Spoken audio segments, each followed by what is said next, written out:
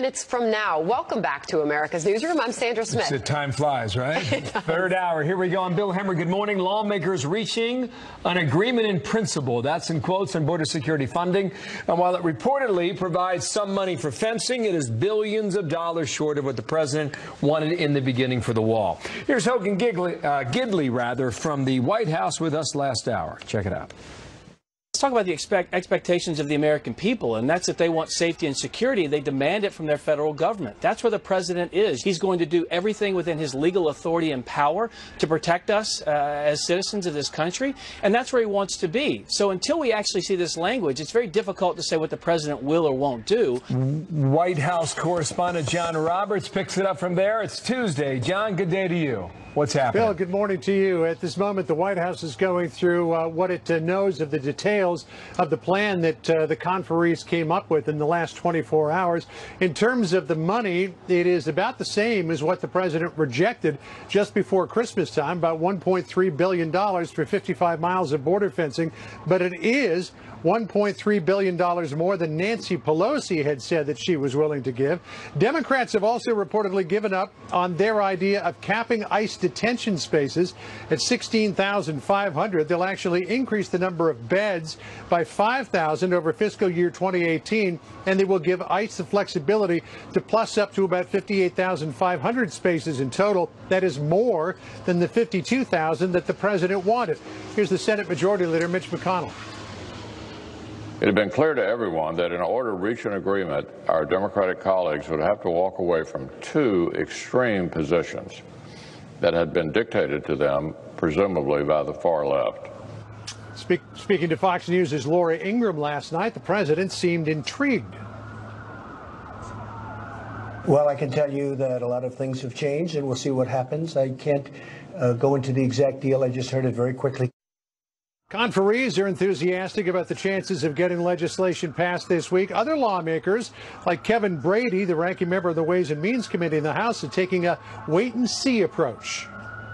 I think, like others, I'm withholding my judgment till we can see the details. Look, the dollar amount for the barriers looks like a down payment, but what we know from these big spending bills is you want to dig deeper into them.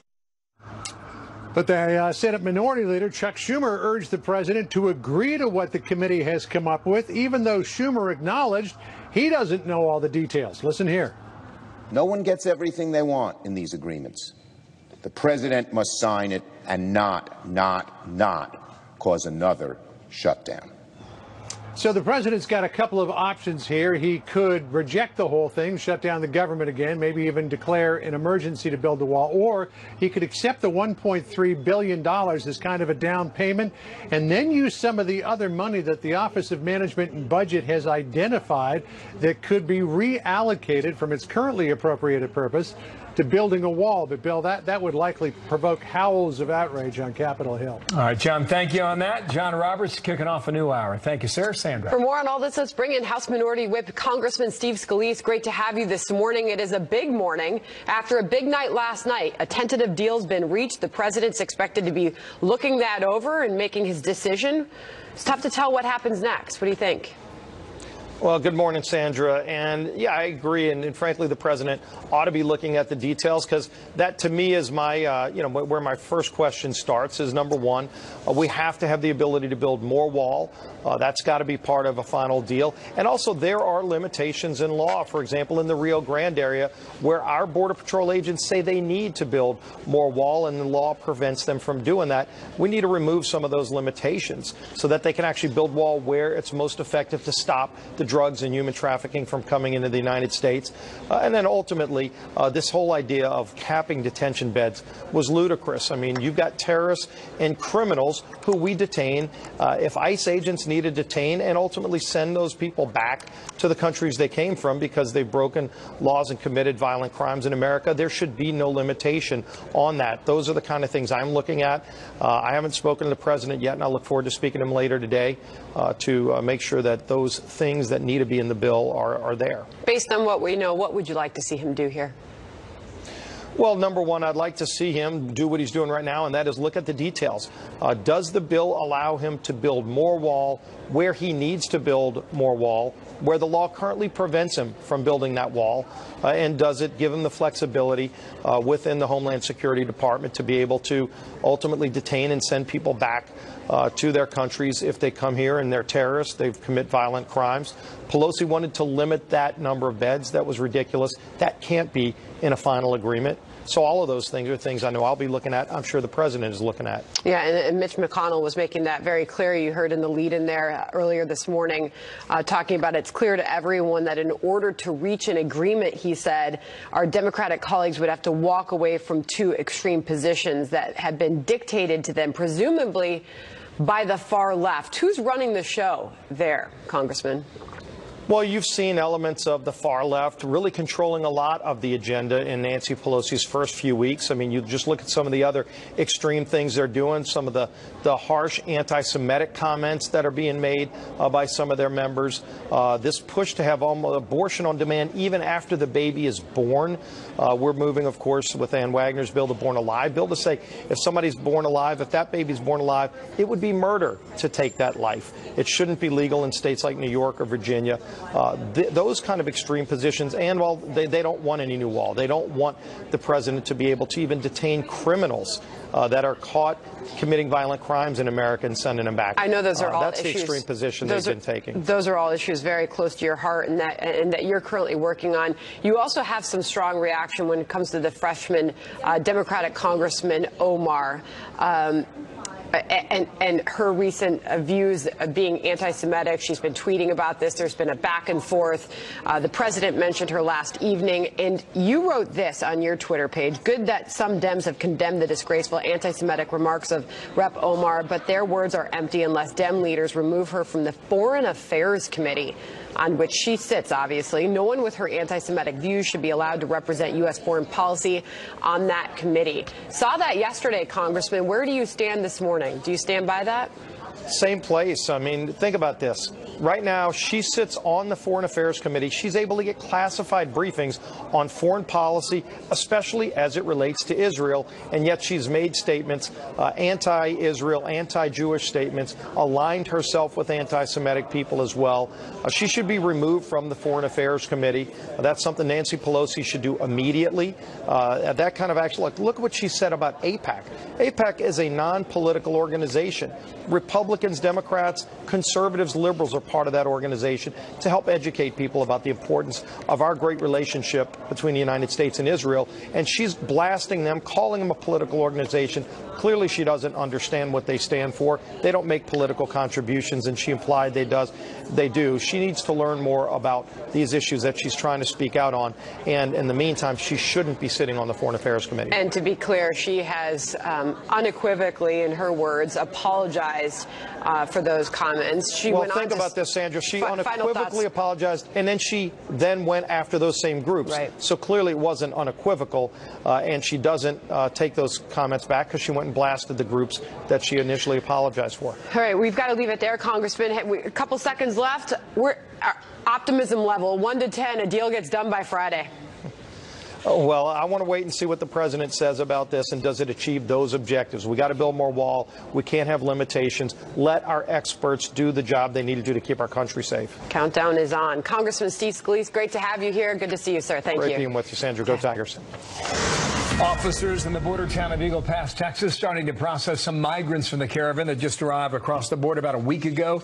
Casey Stiegel's watching that story. Eagle Pass, Texas, with more. Casey. Hey, Bill, good morning. This show of force, as it is being called, has been building in this community since we've been here and since members of the caravan arrived about a week ago. But there have been no clashes with police, and I've got to say things look as if they are pretty organized. Now, Fox News was given an invitation by U.S. Customs and Border Protection to get an up-close and personal look at the extra security measures that have been put into place. What you're looking at is video from on top of the main international bridge which connects the two countries. One of the primary concerns is that a large group could attempt to rush the border to gain access into the U.S., and here is their response for that scenario.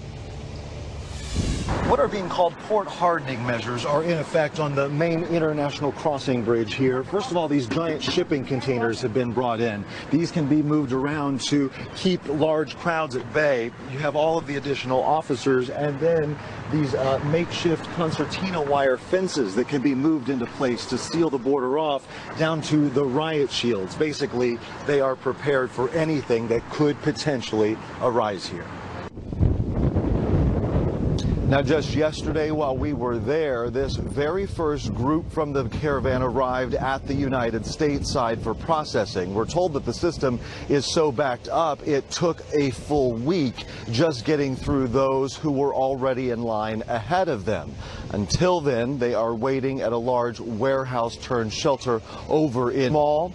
The space is very limited, and even with extra resources, it's limited. Officials say that they can process a maximum of 20 people a day. Bill? Thank you, Casey. Casey Stiegel there, Eagle Pass, Texas. All right, we're going to take you live to Michigan, and the funeral of former Congressman John Dingell. Former Vice President Joe Biden will be among those speaking at services today.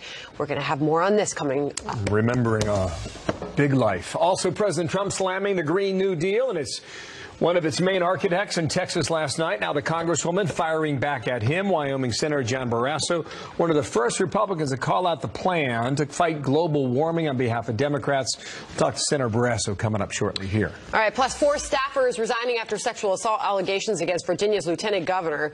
We're going to talk to Republican State Senator Amanda Chase on the political crisis facing Democrats in that key swing state.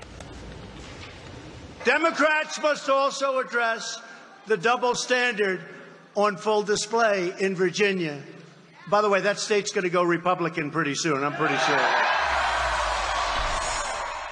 If you are considering silver for your savings and retirement accounts, here is an amazing offer. In Venezuela, thousands in the streets of Caracas, the capital city, protesting the government of President Nicolas Maduro, who is hanging on as of now.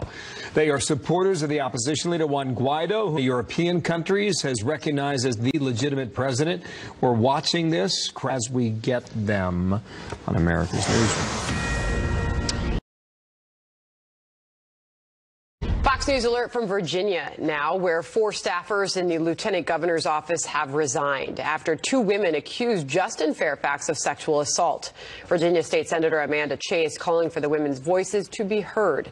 In a statement saying this, the women involved in Lieutenant Governor Justin Fairfax's allegations must be heard in the jurisdiction where the incidents occurred.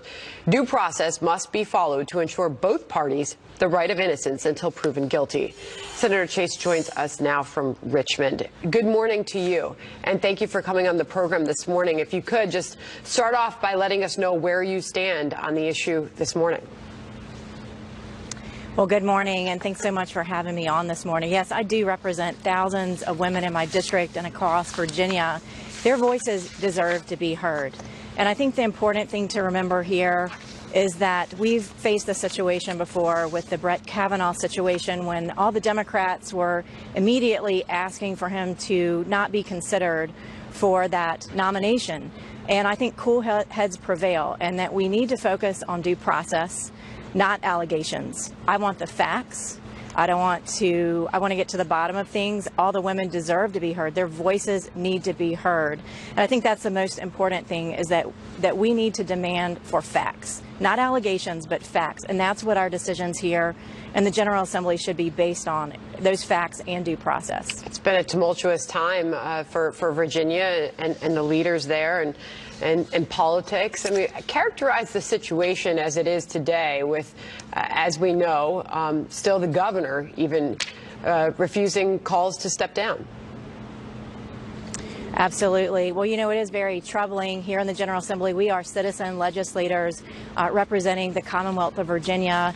We all have jobs back home, and we're here for either a 45-day or 60-day session to get the work of the people done.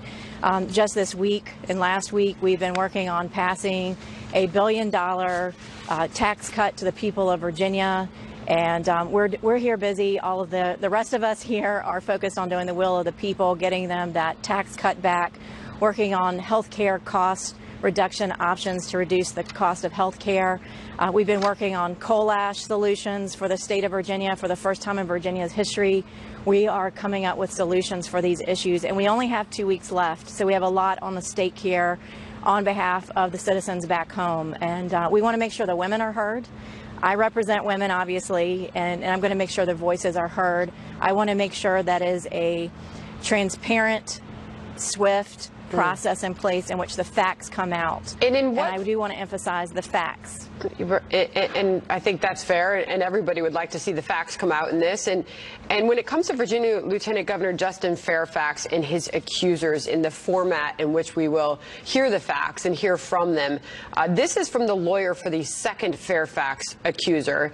And that lawyer is calling for public hearings, saying this: Meredith Watson asked the Virginia legislature to hold hearings regardless of what they are called, and to reject a secret and delayed proceeding. Both victims of his sexual assault have agreed to testify, and they will produce witnesses and documents to show their honesty and good character. I just wanted to get your reaction to that before I move on what's next for Virginia. Go ahead. Yes.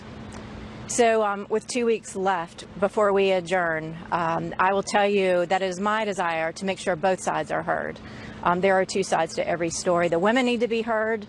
We need to hear their side of the situation, hear the facts, not just allegations.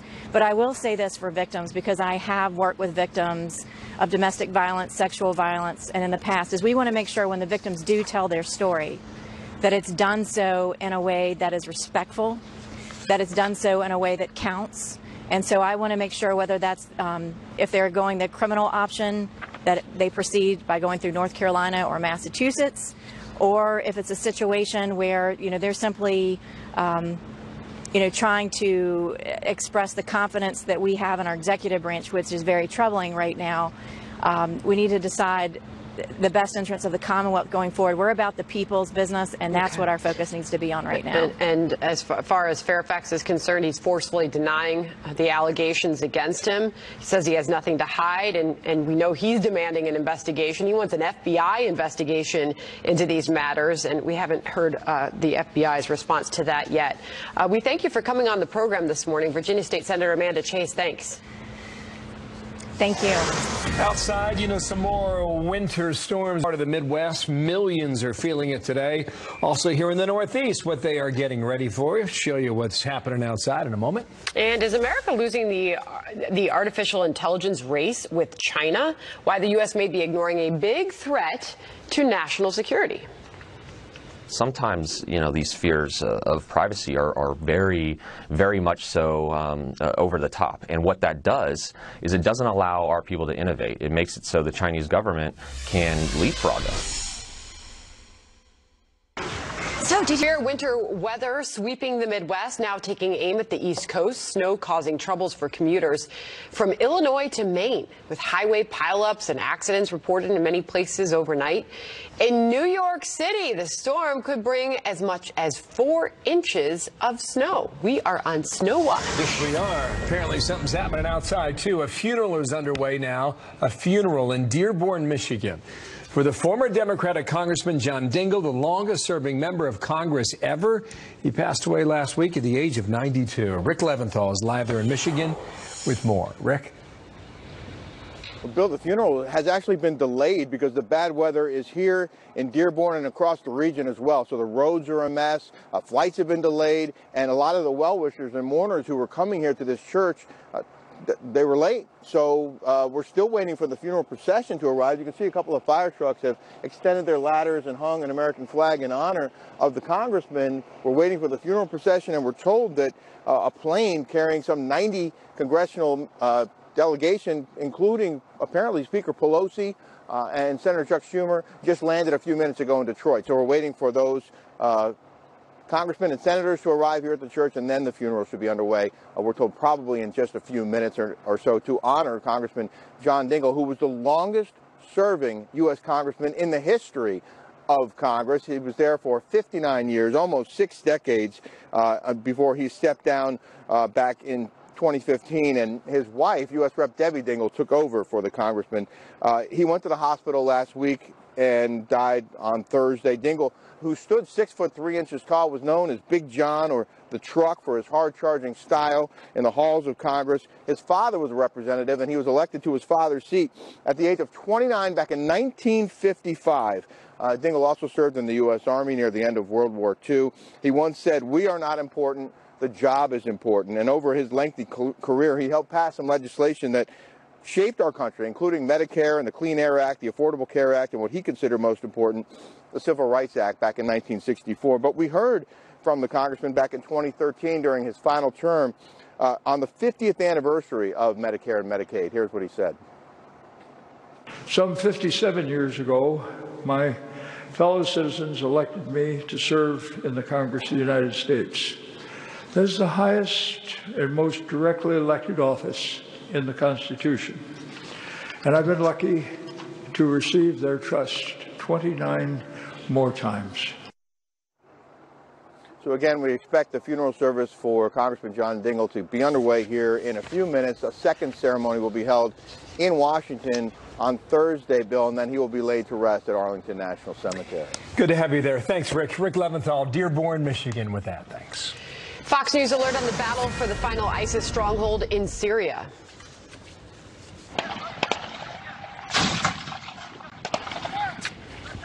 U.S.-backed coalition forces launching a key strike and ISIS mounting a surprising counter-offensive. Also, does Congress have a deal on border security? And if so, what does the president think about it? There is a cabinet meeting about to begin at the White House. And as we mentioned that, Art Del Cueto is the vice president of the National Border Patrol Council.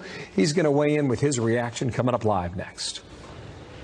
The Democrats came up with that because that means that you don't detain people that are very dangerous. That means you have to put them out into our society because our laws are so bad.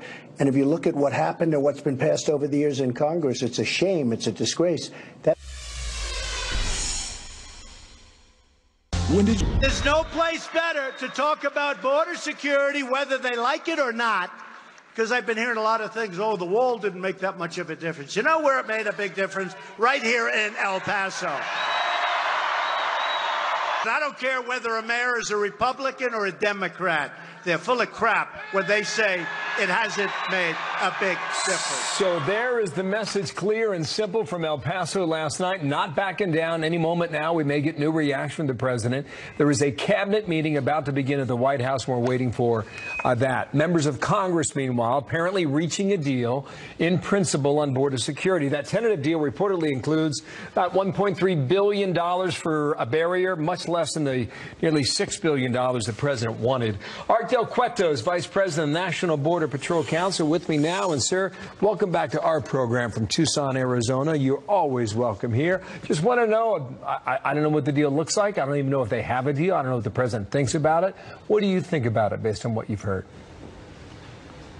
You know, based on what I heard, there's still more that we need.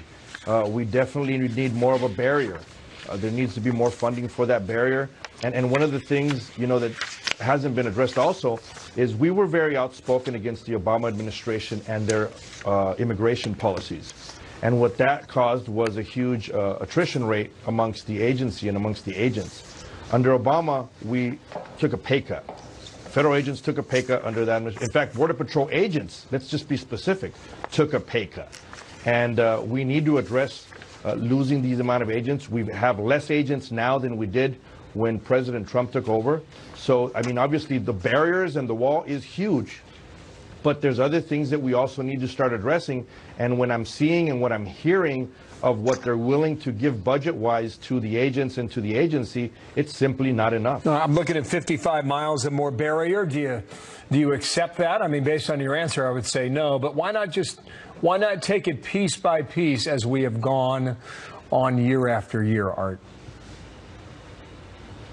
Because I think now we have an actual crisis at the border. We have caravan after caravan that are forming. We have unprecedented amounts of drugs that are coming into the country. We have more agents being attacked than we have before. And I know some of the news articles that are going out there are saying, oh, the numbers are going down or not going down.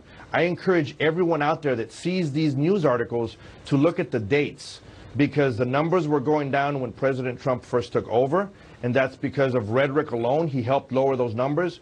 But now we're seeing those numbers go back up, and they haven't stopped going up. There's a reason caravans keep forming. You know, they're not forming because they just want to get down to the line and then stop there. These caravans are forming because they are coming through. There's an issue here about the beds that came up in the last 48 hours or so, and the White House suggesting that was a moving of the goalposts at the last moment. Apparently, during the negotiations, they cranked up the number yet again. You know Thomas Homan very well. Former ICE director said this about that with us a bit earlier today.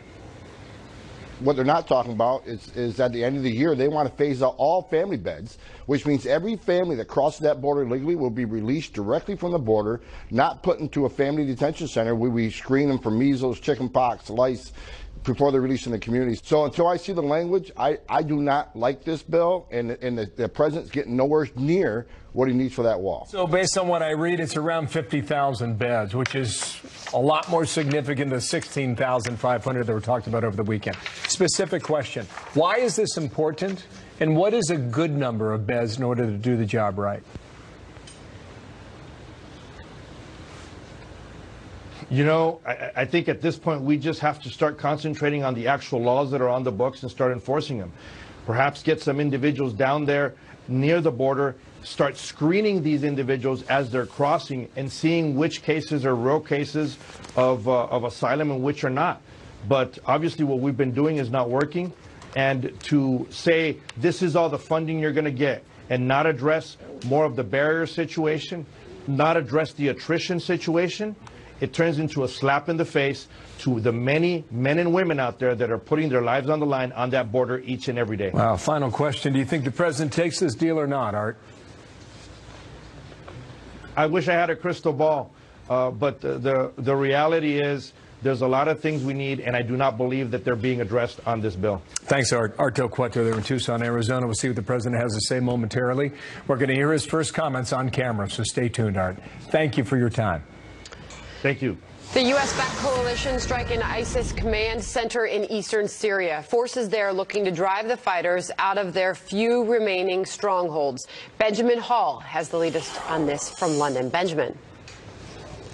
Yeah, hi, Sandra. And the battle at the moment is going slower than anticipated. Intelligence reports suggest that the remaining ISIS fighters, now said to number about 600, are the battle-hardened foreign fighters who are going to fight till the death. And the US-backed coalition forces are advancing, making, quote, slow and methodical process.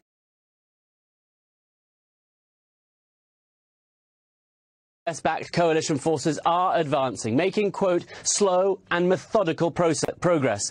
Today, the US-led coalition took out, as you say, a key mosque in the town, which was used by ISIS as a headquarters. A coalition commander saying the mosque lost any protected status once ISIS deliberately chose to use it as a command and control center. Has leveled entire districts of the town and many around it, while taking care to avoid hitting civilians. But it is believed that ISIS does still hold some human shields. Most civilians, however, have now fled the besieged town into the surrounding desert, an estimated 20,000 alone in the last few weeks. They are screened by both US and other special forces, their biometrics are recorded, and then they're sent to camps. Meanwhile, in Iraq, acting US Defense Secretary Patrick Shanahan arrived to consult with US military commanders and Iraqi politicians about future US troop presence in that country. Shanahan declined to say whether additional US special forces could be brought to Iraq to compensate for the pullout from Syria, which is due to begin just within weeks. So certainly as the territorial battle against ISIS comes to an end, one eye on pulling US troops out of Syria, another on keeping troops in the region to make sure that ISIS never return. Sandra? Benjamin Hall, thank you. 22 minutes now before the hour. Bit of news in the NFL. Cleveland Browns making headlines, signing the troubled NFL running back Kareem Hunt to a one-year contract. Hunt was released by the Kansas City Chiefs back in November after a disturbing video had surfaced, made public, showing Hunt shoving and kicking a woman. In February of 2018, about a year ago, Hunt was not arrested. He's not facing criminal charges, but he's not able to play until an NFL investigation has been completed. He was probably, arguably, the best running back in the league at the time that news hit. All right, Sandra? President Trump slamming the Democrats' Green New Deal, sparing no criticism for the plan or for its architects. Congresswoman Ocasio-Cortez is one of them. Up next, one of the measure's first critics, Senator John Barrasso. He'll give us his take next. That's Let's spend $100 trillion. Let's rip down every building in New York City and rebuild it environmentally slightly better to pave the way for socialism. A growing debate over vaccinations as the highly contagious disease continues to spread among those who either were not vaccinated or have not gotten a booster shot. The outbreak hitting Washington state the hardest, 55 cases reported in that state. They introduced the so-called Green New Deal. It sounds like a high school term paper that got a low mark. It would shut down American energy, which I don't think the people in Texas are going to be happy with that. President Trump criticizing the Green New Deal last night in Texas, and it didn't go unnoticed. Congresswoman Alexandria Ocasio-Cortez firing right back at the president last night, defending her proposals on Twitter, saying this: "Ah, yes, a man who can't even read briefings written in full sentences is providing literary criticism of a House resolution." Let's bring in Senator John Barrasso, Republican Conference Chairman and Chairman of the Committee on Environment and Public Works, which makes your perspective on this even more unique. Senator, thank you for being here this morning. So she touts, and along with Ed Markey, who also co-authored this, they tout that this is going to transform the economy, that it's going to combat climate change, it's going to be a huge job creator, and you say it's what?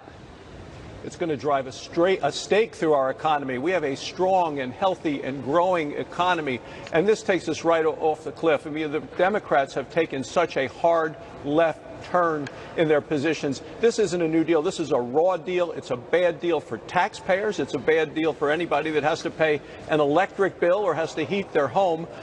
And what they're proposing is so radical. All gas-powered cars off the road in 10 years. They're changing the entire transportation system in this country. The thing that's so interesting to me, Sandra, is how many of the Democrats running for president are copying off of her paper, are embracing this, and are heading right over the cliff with her. I believe at last count, it's 6 Democrats running for president that have already announced or plan on doing so that have come out in support of this. Do you expect any Republicans to support the Green New Deal?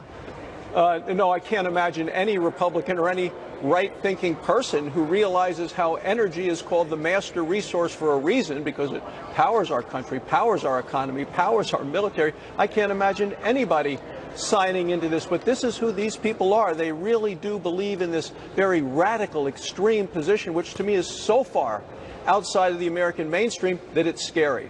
Well, Ed Markey, the senator who also was the architect of this as well, he said this is now a voting issue across the country. We asked Ronna McDaniel about this on this program earlier, the chairwoman of the RNC, and she said this. The president is 100% correct when he says this will absolutely take away all the economic gains we've seen as a country if this is implemented. She has no idea. She is working in theory, and she doesn't understand the reality of what she's proposing.